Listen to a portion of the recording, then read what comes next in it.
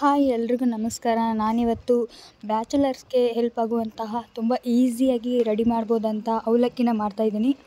ಮೊದಲಿಗೆ ಒಂದು ಬಾಣಲೆಗೆ ಒಂದು 4ರಿಂದ 5 ಸ್ಪೂನ್ ಎಣ್ಣೆನ ಹಾಕ್ತಾಯಿದ್ದೀನಿ. ಈಗ ಎಣ್ಣೆ ಬಿಸಿ ಆದಮೇಲೆ ಸ್ವಲ್ಪ ಜೀರಿಗೆ ಮತ್ತು ಸ್ವಲ್ಪ ಸಾಸಿವೆ ಕಾಳನ್ನ ಹಾಕ್ತಾಯಿದ್ದೀನಿ.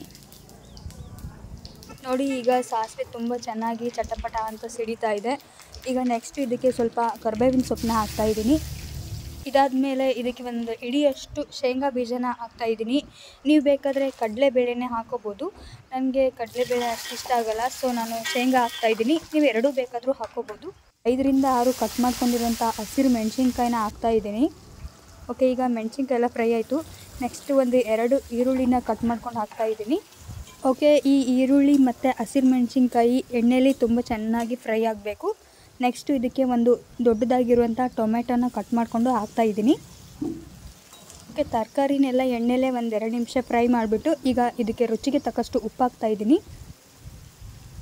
ಒಂದು ಅರ್ಧ ಸ್ಪೂನಷ್ಟು ಅರಿಶಿನದ ಪುಡಿನ ಹಾಕ್ತಾಯಿದ್ದೀನಿ. ನೋಡಿ ಫ್ರೆಂಡ್ಸ್, ತುಂಬಾ ಈಸಿಯಾಗಿರುವಂತಹ ತುಂಬ ಬೇಗನೆ ಮಾಡ್ಬೋದಂತಹ ರೆಸಿಪಿನ ಮಾಡ್ತಾಯಿದ್ದೀನಿ ಇವತ್ತು. ನೋಡಿ, ಈ ರೀತಿ ಒಗ್ಗರಣೆ ಮಾಡೋದನ್ನು ಕಲ್ತ್ಕೊಂಡ್ರೆ ಒಂದು 2ರಿಂದ 3 ಅಡುಗೆನ ಮಾಡ್ಬೋದು. ಚಿತ್ರಾನ್ನ, ಅವಲಕ್ಕಿ, ಮಂಡಕ್ಕಿ, ಈ ರೀತಿ ಚಿಕ್ಕ ಚಿಕ್ಕ ಅಡುಗೆಗಳನ್ನೆಲ್ಲ ಮಾಡ್ಬೋದು. ಇದಕ್ಕೆ ಟೀ ಕುಡಿಯೋ ಕಪ್ಪಿಂದ ಒಂದು ಅರ್ಧ ಕಪ್ಪಷ್ಟು ನೀರನ್ನ ಹಾಕ್ತಾಯಿದ್ದೀನಿ, ಯಾಕಂದರೆ ಉಪ್ಪೆಲ್ಲ ತುಂಬ ಚೆನ್ನಾಗಿ ಕರಗುತ್ತೆ. ಓಕೆ, ಕ್ಯಾಪ್ನ ಕ್ಲೋಸ್ ಮಾಡಿಬಿಟ್ಟು ಒಂದು 2 ನಿಮಿಷ ಬೇಯಿಸ್ಕೋಬೇಕು. ಈಗ ಕ್ಯಾಪ್ನ ಓಪನ್ ಮಾಡೋಣ. ನೋಡಿ ಎಷ್ಟು ಚೆನ್ನಾಗಿ ಕುದೀತಾ ಇದೆ ಒಗ್ಗರಣೆ. ಇದಕ್ಕೆ ಒಂದು ಅರ್ಧ ನಿಂಬೆಹಣ್ಣನ್ನು ಹಾಕೋಣ. ನೀವು ಒಂದು 2 ಸ್ಪೂನಷ್ಟು ನಿಂಬೆಹಣ್ಣನ್ನು ಹಾಕಿದರೆ ಸಾಕಾಗುತ್ತೆ. ಮುಂಚೆನೇ ಒಂದು 2 ಟೊಮೆಟೊ ಜಾಸ್ತಿ ಹಾಕಿದರೆ ನಿಂಬೆಹಣ್ಣು ಹಾಕೋ ಅವಶ್ಯಕತೆ ಇರೋದಿಲ್ಲ. ಕೊನೆಯದಾಗಿ ಇದಕ್ಕೆ ಕಟ್ ಮಾಡ್ಕೊಂಡಿರುವಂತಹ ಕೊತ್ತಂಬರಿನ ಹಾಕ್ತಾಯಿದ್ದೀನಿ.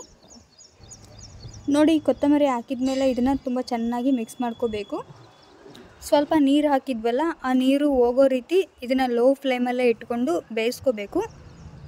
ಈಗ ಕ್ಯಾಪ್ನ ಕ್ಲೋಸ್ ಮಾಡಿಬಿಟ್ಟು ಮತ್ತೆ 1 ನಿಮಿಷ ಬೇಯಿಸ್ಕೊತಾ ಇದ್ದೀನಿ. ಓಕೆ, ಓಪನ್ ಮಾಡಿದೆ. ನೋಡಿ ಎಷ್ಟು ಚೆನ್ನಾಗಿ ಒಗ್ಗರಣೆ ರೆಡಿಯಾಗಿದೆ. ತುಂಬ ಕಲರ್ಫುಲ್ಲಾಗಿ ಕಾಣ್ತಾ ಇದೆ.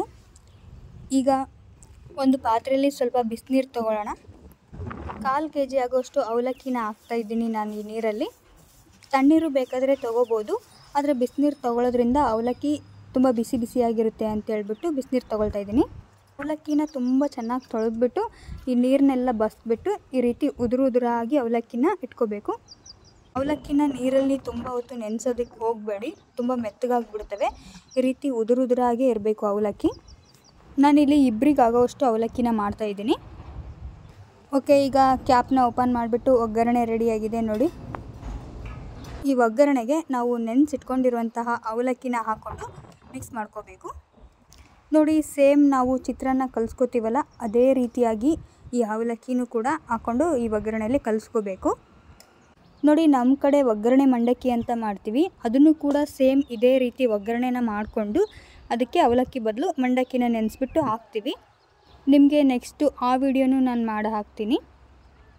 ನನ್ನ ಚಾನಲ್ಗೆ ಆದಷ್ಟು ಸಬ್ಸ್ಕ್ರೈಬ್ ಮಾಡಿ, ನನ್ನ ಎಲ್ಲ ವಿಡಿಯೋಗಳು ನಿಮಗೆ ಬರ್ತವೆ. ಕೊನೆವರೆಗೂ ನನ್ನ ವಿಡಿಯೋನ ನೋಡಿದ್ದಕ್ಕೆ ಎಲ್ರಿಗೂ ಥ್ಯಾಂಕ್ ಯು ಸೋ ಮಚ್. ನೋಡಿ, ತುಂಬ ಬಿಸಿ ಬಿಸಿಯಾಗಿರುವಂತಹ ಅವಲಕ್ಕಿ ರೆಡಿಯಾಗಿದ್ದಾವೆ. ಈಗ ಇವನ್ನ ನಾನು ಒಂದು ತಟ್ಟೆಗೆ ಹಾಕ್ಕೊಳ್ತಾ ಇದ್ದೀನಿ. ಇದೇ ರೀತಿ ನನ್ನ ಚಾನಲ್ಗೆ ಸಪೋರ್ಟ್ ಮಾಡ್ತಾಯಿರಿ. ನಿಮ್ಮ ಫ್ರೆಂಡ್ಸ್ ಆ್ಯಂಡ್ ಫ್ಯಾಮಿಲಿ ಮೆಂಬರ್ಸ್ಗೆ ಶೇರ್ ಮಾಡಿ. ಈ ಅವಲಕ್ಕಿನ ಟಿಫನ್ಗೂ ಮಾಡಿ ಮತ್ತು ಮಧ್ಯಾಹ್ನಕ್ಕೆ ಬಾಕ್ಸ್ಗೂ ಬೇಕಾದರೆ ಹಾಕ್ಕೊಂಡು ಹೋಗ್ಬೋದು, ಅಷ್ಟು ಚೆನ್ನಾಗಿರುತ್ತೆ ಅವಲಕ್ಕಿ. ಇದ್ರ ಜೊತೆ ಶೇಂಗಾ ಪುಡಿ ಹಾಕ್ಕೊಂಡು ತಿನ್ನೋದ್ರಿಂದ ತುಂಬ ಚೆನ್ನಾಗಿರುತ್ತೆ. Thanks for watching.